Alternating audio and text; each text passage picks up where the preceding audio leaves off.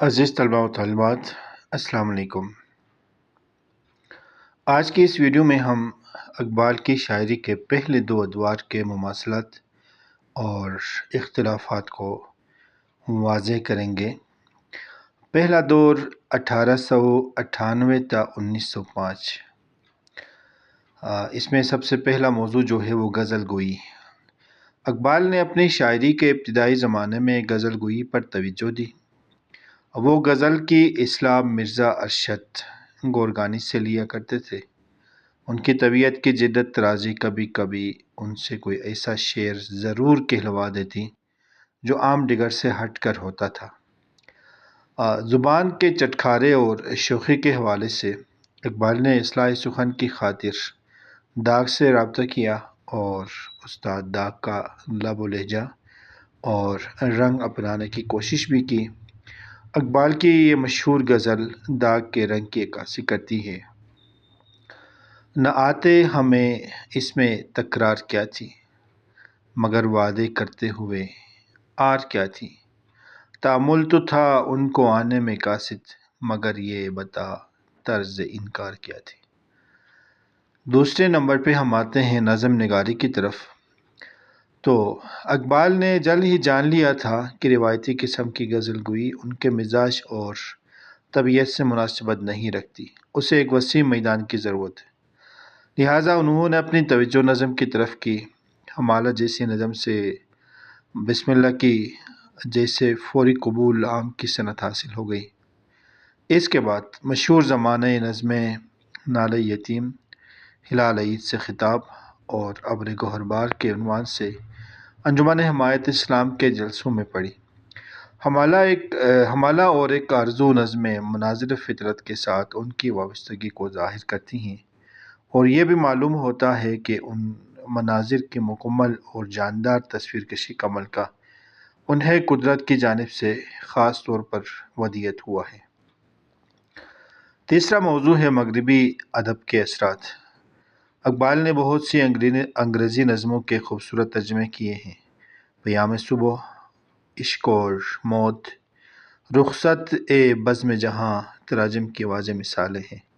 بچوں کی نظموں کے حوالے سے مکڑا اور مکھی، ایک پہاڑ اور گلہری، ایک گائے اور بکری، بچے کی دعا، ماں کا خواب، ہمدردی وغیرہ نظمیں مغربی شعراء کے کلام سے ماخوذ ہیں۔ مثلاً گوئٹے، ٹینیسن اور ایمرسن وغیرہ کے کلام سے ماخوذ ہیں۔ ان کے علاوہ صوت و آہنگ اور حیت کے بھی کچھ تجربے کیے جو کہ مغربی شاعری کے زیر اثر تھے۔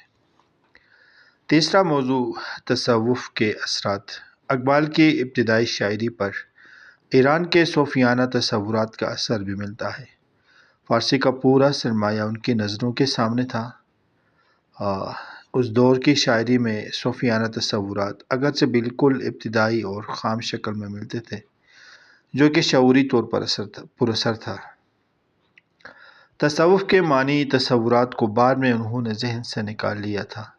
بقول عبدالسلام ندوی، ان کی اس دور کی نظموں میں بعض ایسے شعر بھی ملتے ہیں جو ان کے فلسفہ خودی کے مخالف ہیں۔ مثلاً زندگانی جس کو کہتے ہیں فراموشی ہے یہ، خواب ہے غفلت ہے سرمستی ہے بے ہوشی ہے یہ، میری ہستی ہی جو تھی میری نظر کا پردہ، اٹھ گیا بزم سے میں پردہ محفل ہو کر۔ تیسرا موضوع فلسفہ خودی۔ اقبال کے ابتدائی دور کی بہت سی نظموں میں فلسفہ خودی کے کئی عناصر اپنی ابتدائی اور خام شکل میں موجود ہیں، جو آگے چل کر اپنی صورت واضح کریں گے اور ان کے نظام فکر میں بنیادی حیثیت حاصل اختیار کر کے فلسفہ خودی قرار پائے۔ اس فلسفے کے وہ منتشر عناصر جس کو ابتدائی شکل میں اس کے ابتدائی دور کی شاعری میں دیکھا جا سکتا ہے، خود شناسی اور انسان کی فضیلت، انسان اور بزم قدرت، نظم میں ابتدائی صورت کی شکل میں ملیں گے۔ خودی کا دوسرا عنصر عشق، عقل و دل نظم میں موجود ہیں۔ فوقیت دل کو ہی ہے۔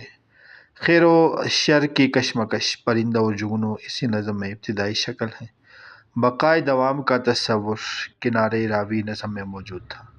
جہد مسلسل ابتدائی کلام میں ہی جد و جہد کے تصورات کی جھلک نمایاں نظر آتی ہیں۔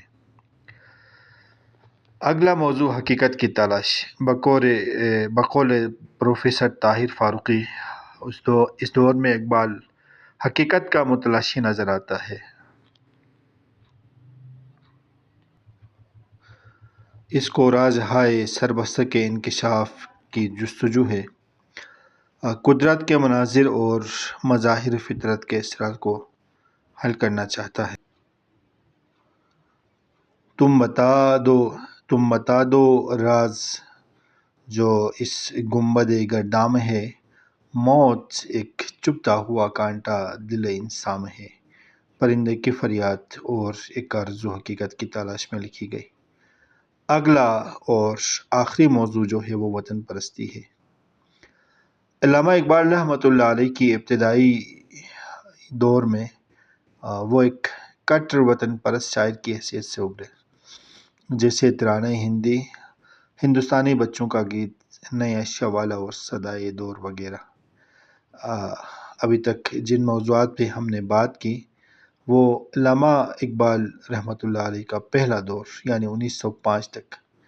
اب آگے ہم بات کریں گے 1905 سے 1908 تک۔ اقبال کا یہ دور اس وجہ سے اہم ہے کہ اس کے افکار و نظریات میں پختگی آنے لگی۔ یورپی تہذیب کے تصنع کو انہوں نے محسوس کر لیا، وطن پرستی کا احساس مٹ گیا اور اس کی جگہ قومیت پر ان کا ایمان پختہ ہو گیا۔ علمی مصروفیات کے باعث انہوں نے شاعری کو نسبتاً کم وقت دیا۔ اب اس میں جو پہلا موضوع ہے وہ رومانیت ہے۔ یورپ میں قیام کے دوران علامہ کا ذہن حسن و عشق کے معاملات اور محبت کی رنگین کیفیات کی دلاویزی سے متاثر رہا، جیسے محبت، حقیقت، حسن، پیام، حسن و عشق، وصال اور جلوے حسن، نظمیں دلکش ملتی مثالیں ہیں، لیکن یہ رومانویت زیادہ دیر تک ان کے ہاں قیام نہ کر سکی۔ یہ محض ایک شاعرانہ تجربہ تھا۔ اگلا موضوع ہے پیامبری۔ پیامبری دوسرے دور کی شاعری میں یورپ کے مشاہدات کا عکس نمایاں ہے۔